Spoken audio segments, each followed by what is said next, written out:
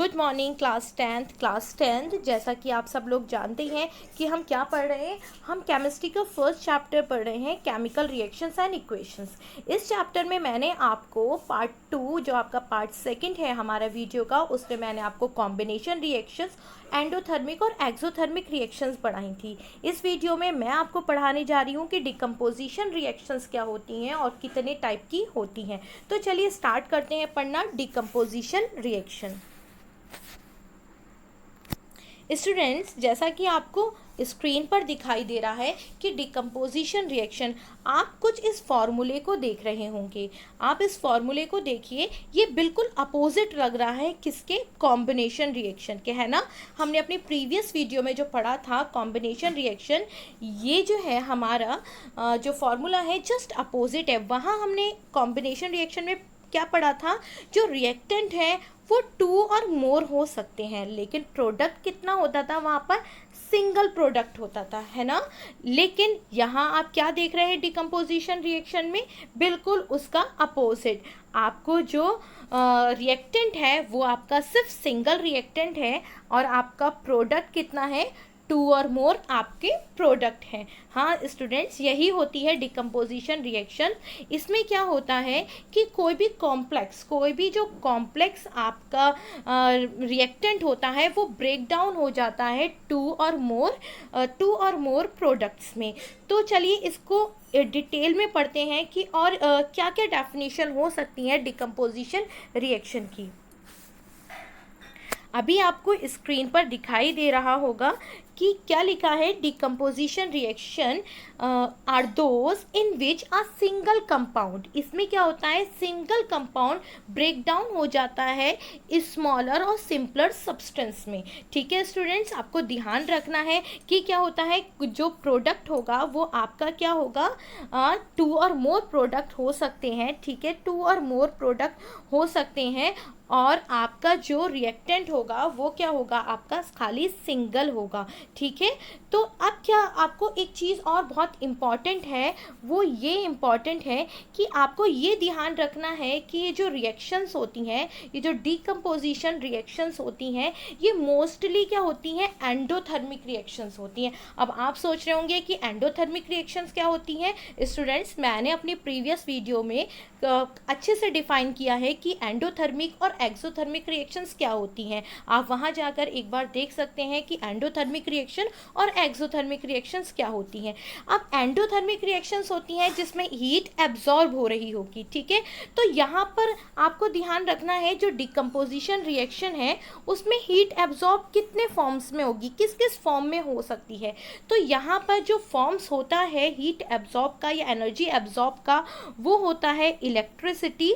ठीक है, क्या हो सकता है, इलेक्ट्रिसिटी की फॉर्म में हो सकती है, हीट की फॉर्म में हो सकती है, लाइट की फॉर्म में हो सकती है। जो आपकी एनर्जी एब्जॉर्ब होगी वो किस किस की फॉर्म में होगी, वो इलेक्ट्रिसिटी की फॉर्म में होगी, वो हीट के फॉर्म में होगी और वो लाइट के फॉर्म में होगी।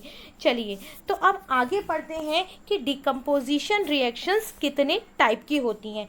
देखिए स्टूडेंट्स, अब डिकम्पोजिशन रिएक्शंस कितने टाइप की होती है, मैंने आपको बताया था ना कि अभी कि डिकम्पोजिशन रिएक्शन में एनर्जी एब्जॉर्ब होती है हीट के फॉर्म में, लाइट के फॉर्म में, इलेक्ट्रिसिटी के फॉर्म में।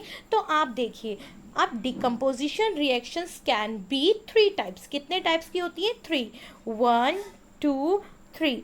ये 3 टाइप्स की होती हैं। First, thermal decomposition reaction, second electrolytic decomposition और यू कैन से इलेक्ट्रोलाइसिस। ठीक है, थर्ड है आपका फोटो डिकम्पोजिशन रिएक्शन और you can say photolysis reaction.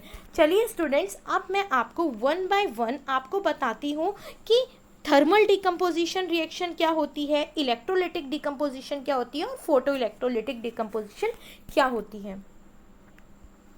अब देखिए स्टूडेंट्स, आपको स्क्रीन पर दिखाई दे रहा है क्या, थर्मल डिकम्पोजिशन रिएक्शंस। ठीक है स्टूडेंट्स, सबसे पहले हम क्या पढ़ रहे हैं, थर्मल डिकम्पोजिशन रिएक्शन। अब थर्मल डिकम्पोजिशन रिएक्शन को देखिए, थर्मल का मतलब से आपको कुछ इंडिकेट हो रहा होगा। क्या इंडिकेट हो रहा होगा, थर्मल इंडिकेट फॉर हीट। किसको, हीट को। ठीक है, हीट को इंडिकेट कर रहा है थर्मल। तो ऐसी रिएक्शंस ऐसे रिएक्शंस जिसको आपको कराने के लिए हीट की ज़रूरत हो, किसकी ज़रूरत हो, हीटिंग करने की ज़रूरत हो, ऐसे रिएक्टेंट्स जो हीट करने के बाद प्रोडक्ट देते हैं, ठीक है। ऐसी रिएक्शंस जो हीट करेंगे आप बाय हीटिंग, ठीक है, आपको क्या करना पड़ेगा, इसमें हीट करना पड़ेगा, तब वो रिएक्शंस क्या कहलाएंगी, थर्मल डिकम्पोजिशन रिएक्शन। पर आपको ये ध्यान रखना है कि यहाँ पर भी वही वाला केस है, यहाँ पर क्या है, आपका जो रिएक्टेंट होगा वो खाली सिंगल होगा, फिर आप उसको हीट करेंगे, फिर आपके प्रोडक्ट्स फॉर्म होंगे, ठीक है स्टूडेंट्स। आपको थर्मल से ध्यान रखना है, थर्मल डिकम्पोजिशन हीट करने पर मिलती है। तो इधर आप एग्जाम्पल्स को देखिए, एक बार एग्जाम्पल को अच्छे से समझिए। जैसे ये आपका कैल्शियम कार्बोनेट है, ठीक है, कैल्शियम कार्बोनेट है, अब आपने उसको क्या करा, कैल्शियम कार्बोनेट को आपने हीट किया, कैल्शियम कार्बोनेट को आपने क्या करा, आपने कैल्शियम कार्बोनेट को हीट किया, और हीट करने के बाद आपको क्या दे रहा है, आपको कैल्शियम ऑक्साइड दे रहा है और कार्बन डाइऑक्साइड दे रहा है। कैल्शियम कब डिकम्पोज होगा, जब आप उसको हीट करेंगे, और हीट करेंगे तो ऐसी रिएक्शंस क्या कहलाएंगी, थर्मल डिकम्पोजिशन रिएक्शंस। तो चलिए स्टूडेंट्स, आई होप आपको थर्मल डिकम्पोजिशन रिएक्शन समझ में आ गई होगी। नेक्स्ट हम करते हैं अपना next type of reaction which is electrolytic decomposition और इलेक्ट्रोलाइसिस, ठीक है स्टूडेंट्स। अब आपको इलेक्ट्रोलाइसिस से समझ में आ रहा होगा, ऐसे रिएक्शंस जिसमें इलेक्ट्रिक करंट के थ्रू रिएक्शन हैपेंड हो, ठीक है। जैसा कि अब बस इस रिएक्शंस में आपको नाम से पता चल जाएगा कि डिकम्पोजिशन रिएक्शन तो होगी, रिएक्टेंट आपका सिंगल होगा, प्रोडक्ट आपके 2 और मोर हो सकते हैं, लेकिन यहाँ पर जैसे थर्मल में हीट था, यहाँ क्या होगा, इलेक्ट्रिक करंट। यहाँ पर आपको ध्यान रखना है, यहाँ पर क्या होगा स्टूडेंट, इलेक्ट्रिक करंट। जब आप वाटर है, वाटर को में आपको आप इलेक्ट्रिक करंट पास कराओगे, उसको इलेक्ट्रिक करंट पास कराओगे तो आपको हाइड्रोजन गैस और ऑक्सीजन गैस मिलेगी। तो ये रिएक्शन कैसे हुई, with the help of electricity या फिर इलेक्ट्रिक करंट। तो चलिए स्टूडेंट्स, अब हम नेक्स्ट टाइप ऑफ रिएक्शन पढ़ते हैं, जो है हमारा फोटोलाइसिस और फोटो डिकम्पोजिशन रिएक्शंस। अब स्टूडेंट, फोटोलाइसिस से आपको एक चीज़ समझ में आ रही होगी, वो क्या समझ में आ रही होगी, photo means it means sunlight की बात हो रही है, ठीक है।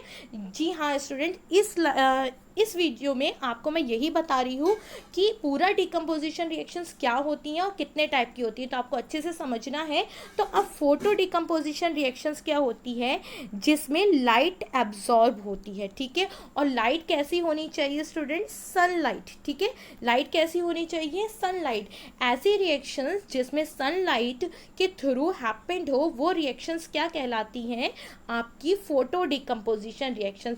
जैसे आप यहाँ देख रहे हैं, सिल्वर ब्रोमाइड है, सिल्वर क्लोराइड है, आप जब सनलाइट के प्रेजेंस में ये डिकम्पोज होती है तो सिल्वर ब्रोमाइड और सिल्वर क्लोराइड बन रहा है। तो ये रिएक्शन कब हुई, with the help of sunlight.